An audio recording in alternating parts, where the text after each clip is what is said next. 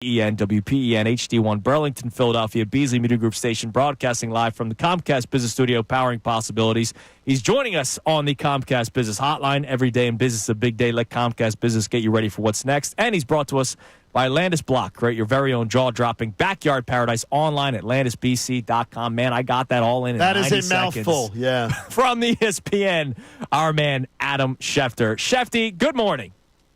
Andrew, John, what's going on this morning? It's been a spirited day on the show, actually. Very spirited. I'm getting attacked by everybody, and that's okay. I'll be the voice of reason. That's all what it is. But, Shefty, I saw on the Adam Schefter podcast, I read a quote that you are guaranteeing something for the Philadelphia Eagles to do come draft day, draft weekend. Would love for you to talk about it, and then John Kincade would like to have a word with you. But can you please tell us what you're guaranteeing from the Eagles? Well, I didn't guarantee anything.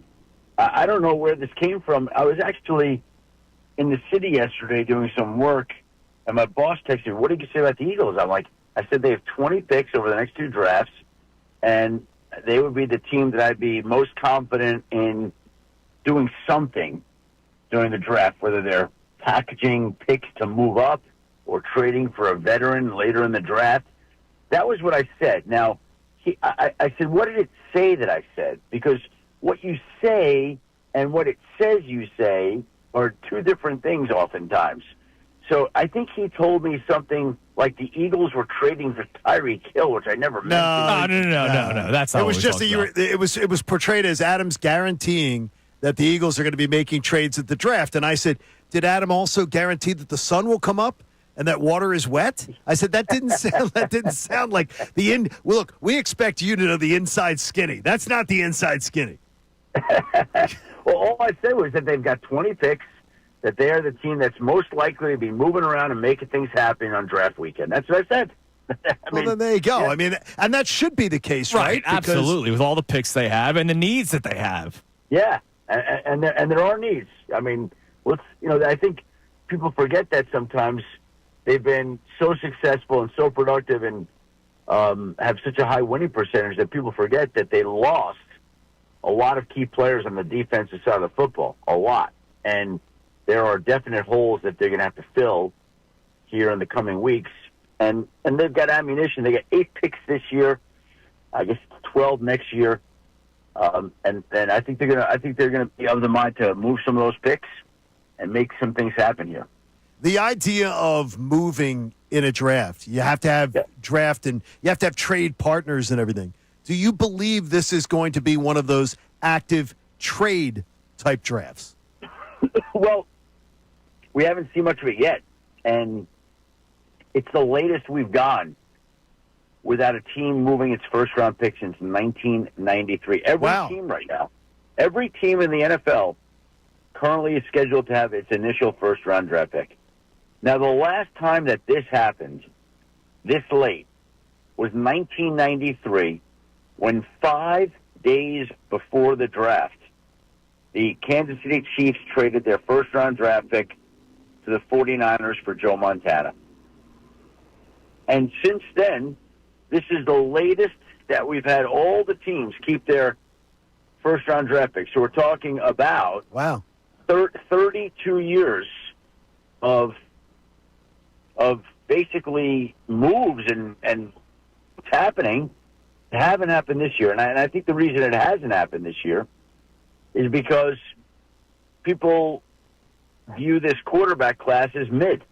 And they don't see a lot of guys outside of Cam Ward that they're willing to trade up to go get. The Browns and Giants would trade up for Cam Ward tomorrow if they could, but the Titans don't seem inclined to do that.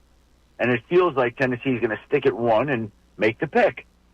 So once you get past Cam Ward, what other quarterback right now is somebody trading up to go get? Last year, teams are trying to trade up to Washington at 2 so they can get Jaden Daniels, New England at 3 so they can get Drake May. Eventually, I think Denver moved up 1 spot. Maybe Minnesota moved up 1 spot just to lock in their quarterbacks because they got worried. But we haven't seen any team move off its initial first-round draft pick to date in this upcoming draft. Wow, that's fascinating. See, now that's the kind of stuff you expect.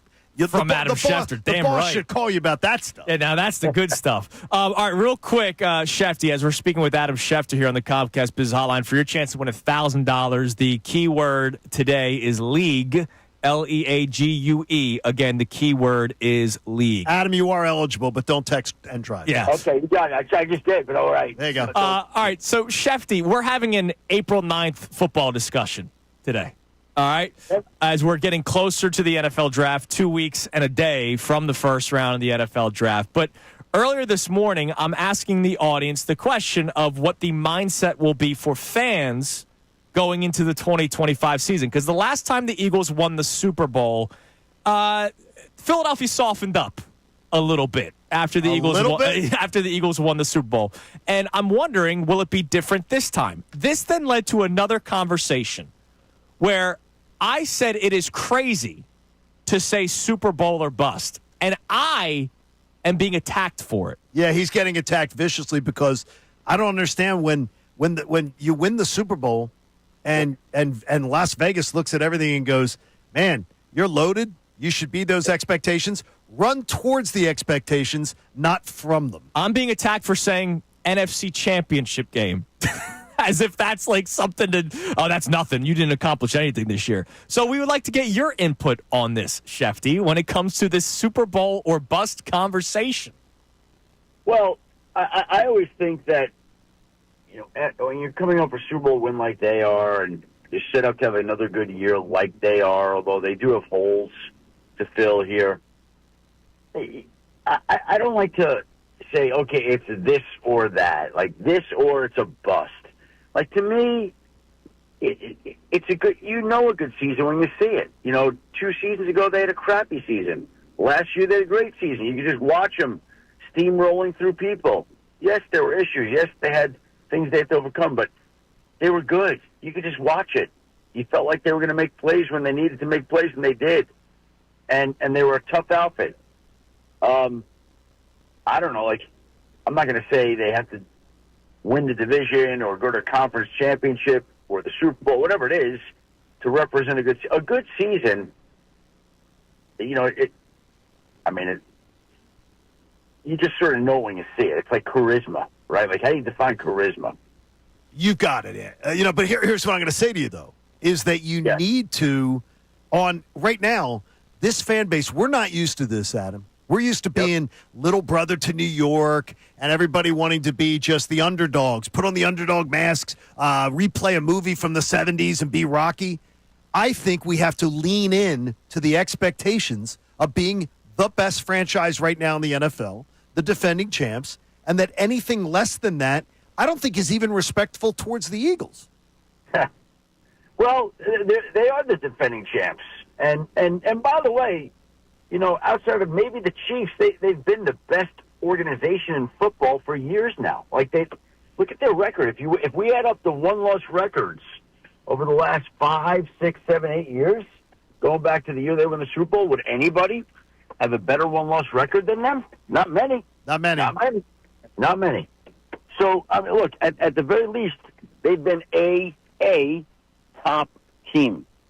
And so when you're that good and you're the defending champ and you've got 2 Super Bowl rings and parades, those are badges of honor. And you would expect that they'd have to wear them appropriately. So you've just gotten your marching orders from Adam Schefter to man up a little bit, Selchuk. I just think it's crazy to say Super Bowl or bust. He's saying man up a little bit. That's what Adam wanted to say, but he's more respectful. Okay, yeah. Thank you for being more respectful, Schefty. All right, so we're man up. Man up, there we go. There you go. So we're 2 weeks and a day away from the NFL draft, and we all kind of get the same feeling that the Eagles would be a team that would be likely to make a trade. If they were to do that for a veteran, maybe a player on an expiring contract, maybe a player on their rookie deal, do you have any sort of sense of where they could target position-wise? Because they do have a lot of areas that they need to address defensively.